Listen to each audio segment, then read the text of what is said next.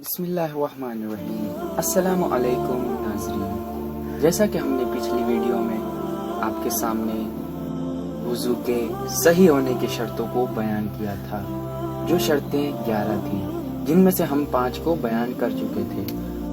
آج ہم ان باقی بچی ہوئی شرائط کو اس ویڈیو میں بیان کریں گے۔ چھٹی شرط، وضو بقصد قربت، یعنی اللہ تعالیٰ کی قربت کے لیے کیا جائے، اور کافی ہے کہ اللہ تعالیٰ کے حکم کی اطاعت کی قصد سے بجا لایا جائے۔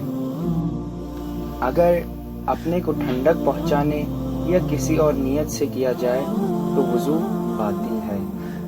7ویں شرط، وضو اس ترتیب سے کیا جائے، یعنی پہلے چہرے اور اس کے بعد دایاں اور پھر بایاں ہاتھ دھویا جائے، اس کے بعد سر اور پھر پاؤں کا مسح کیا جائے، اور احتیاط مستحب یہ ہے کہ دونوں پاؤں کا ایک ساتھ مسح نہ کیا جائے، بلکہ بائیں پاؤں کا مسح دائیں پاؤں کے بعد کیا جائے۔ 8ویں شرط، وضو کے افعال پے در پے انجام دیے جائیں، یعنی کہ اسٹیپ بائی اسٹیپ انجام دیے جائیں۔ 9ویں شرط، انسان خود اپنا چہرہ اور ہاتھ دھوئے اور پھر سر اور پاؤں کا مسح کرے۔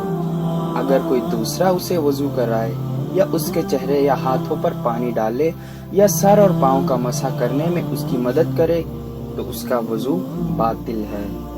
10ویں شرط، وضو کرنے والے کے لیے پانی کے استعمال میں رکاوٹ نہ ہو، یعنی کہ اگر وہ پانی کا استعمال کرے گا تو ہو سکتا ہے کہ وہ بیمار پڑ جائے، یا ہو سکتا ہے کہ اس کے لیے اور کچھ نقصان کا باعث بنے۔ 11ویں شرط، وضو کے اعضاء تک پانی پہنچنے میں رکاوٹ نہ ہو۔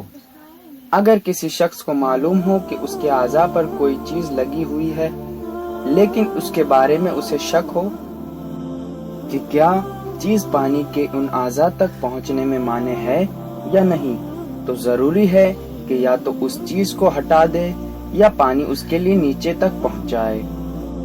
تو یہ تھے وضو کے صحیح ہونے کے شرائط، جن کو ہم نے آپ کے سامنے بیان کیا۔ انشاءاللہ ایسے ہی مسائل کو آئندہ آنے والی ویڈیو میں ہم آپ کے سامنے بیان کریں گے۔ فقط والسلام ورحمۃ اللہ